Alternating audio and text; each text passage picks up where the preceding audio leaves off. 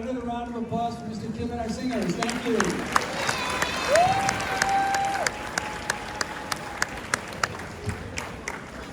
Our final speaker comes from the middle school, Miss Hilda Leung.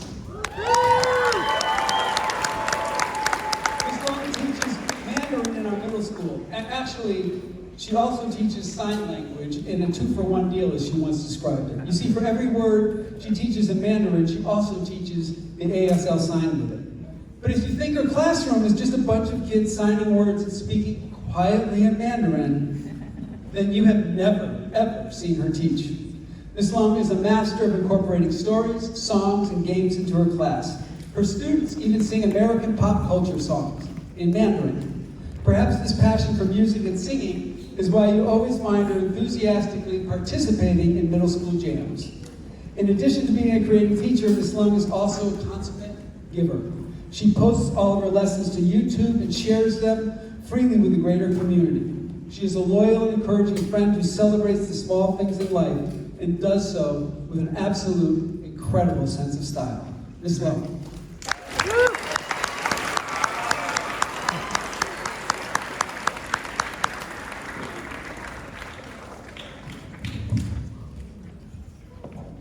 Hi everyone, I'm Ms. Leung. Most of my students call me Lao Shi, though last year a kid called me Hey bro. As the school year begins, I hope you will find joy.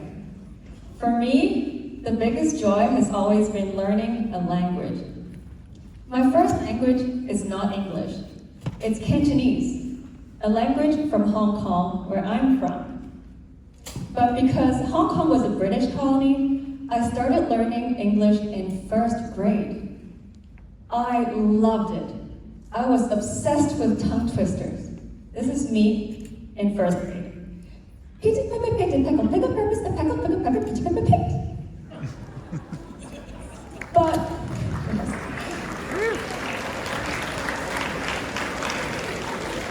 But I had a lot of hard work to do if I wanted to perfect this very difficult and crazy language.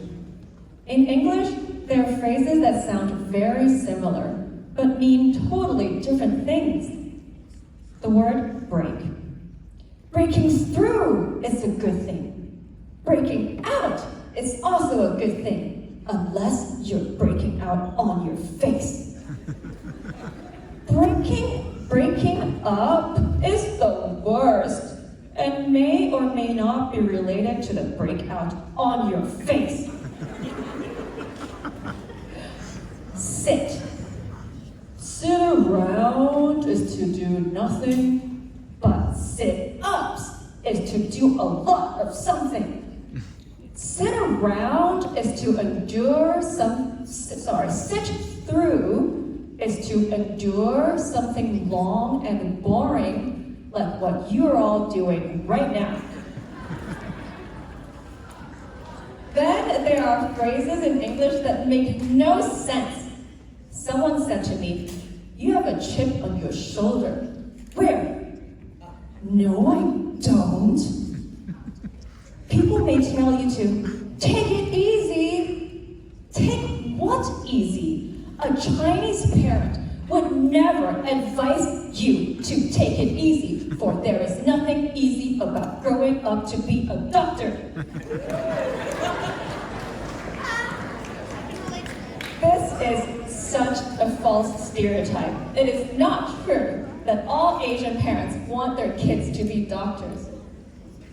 The person I admire the most, my mom, never once said to me, "Be a doctor, be a lawyer, be a concert pianist." That is not her voice at all. My parents, who are in Hong Kong, never imposed their version of success on me. You see, my mom is a doctor. In fact, she was the first female PhD in her medical school. Yeah.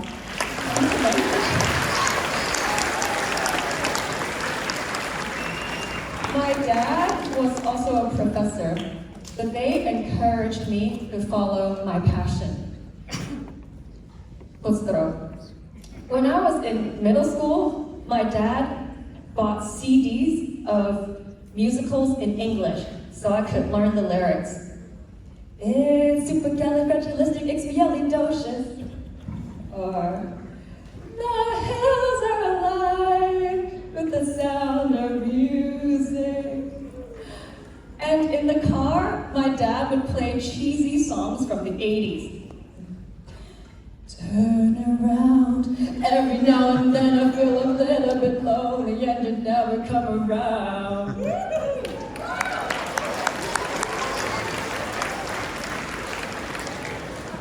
I loved English so much at school that my parents sometimes would say, Hilda, you make a great teacher! And I'd roll my eyes. Oh, that is such a stupid idea. Why would I ever want to be a teacher? Door slam.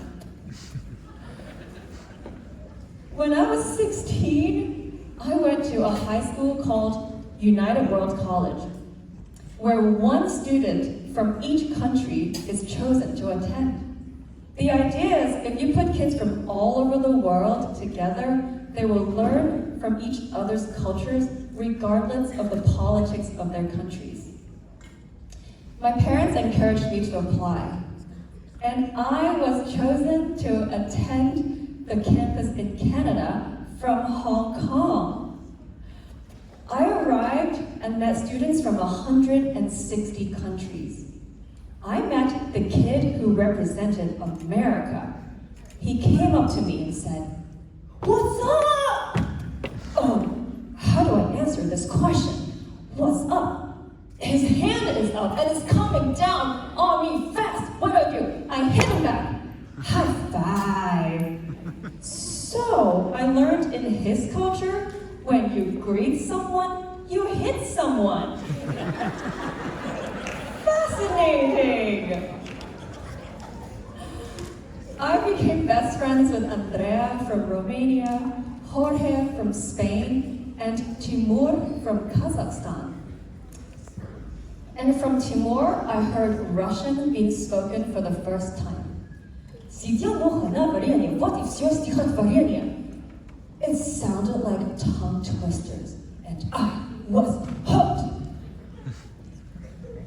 When I decided to go to Brown University for undergrad, my parents not only supported my decision to go to America, but also to major in Russian. The most memorable time I had in college was when I studied abroad in Moscow. I stayed with a very kind host family. And one day they asked if I wanted to katatsya na lyzhach. I heard, do you want to go ice skating? So I said, da, мне очень нравится. Yes, I'd love to. But we got in the car, drove far into the outskirts of Moscow, into the woods, and my host dad took out wooden skis. We were going to cross-country ski, and I had never done it. Later, I found out that the word for skiing in Russian is katatsya na konkach. Skiing is katatsya na lyzhach, but skating was katatsya na konkach. They both have the word katatsya in them. They sound very similar. So here I was doing a lot of this.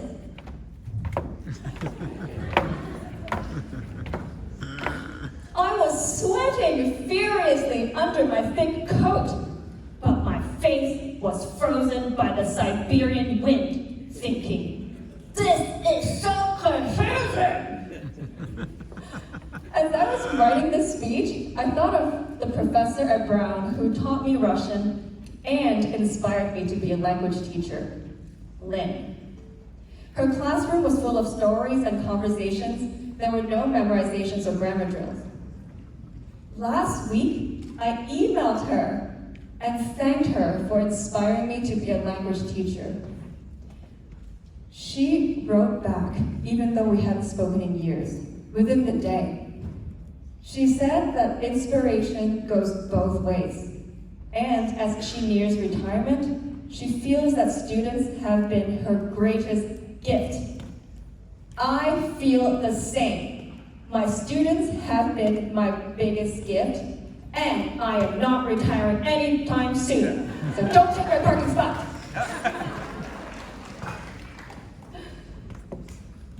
I am really grateful for my parents for letting me choose my own path. My little brother, Jimmy, is a doctor, saving lives in war zones and the ER. 1 out of 2 ain't bad. I love him dearly. Also, Jimmy is also very good looking, in case he listens to the recording of this speech later. I love being a teacher. My parents were right, which is so annoying. I especially love teaching beginners level Mandarin class. First day of school, they don't know much. But soon, they start to talk like babies. It is such a miraculous development.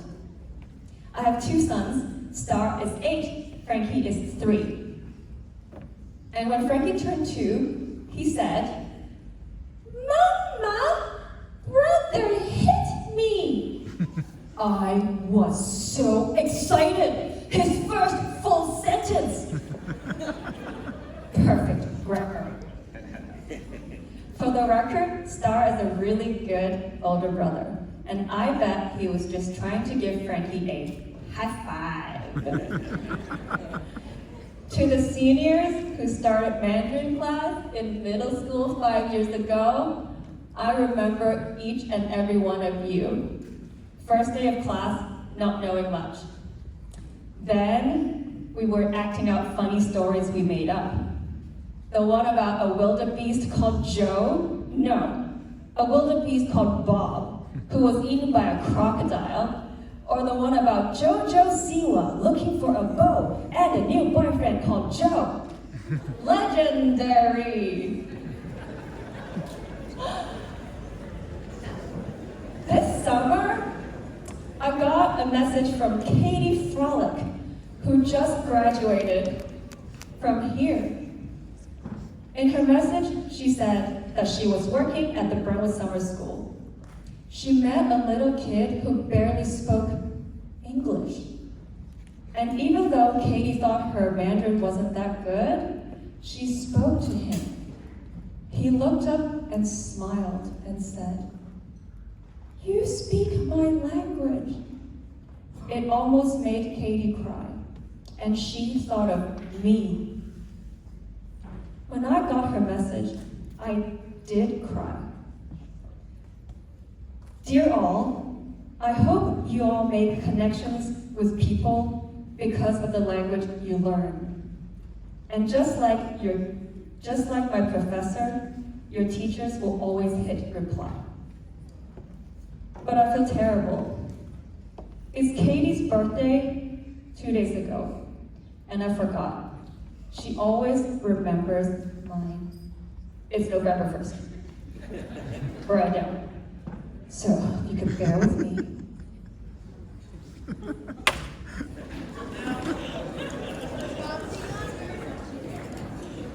祝你生日快乐，祝你生日快乐，祝你生日快乐，祝你生日快乐。生日快乐，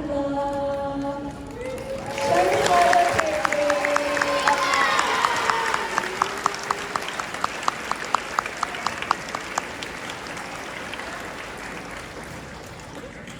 I am so grateful I teach at Brentwood School, where I make connections with you all every day.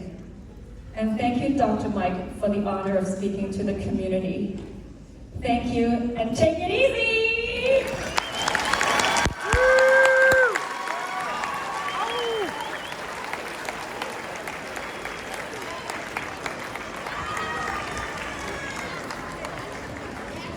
How about another round of applause for Mr. Ken?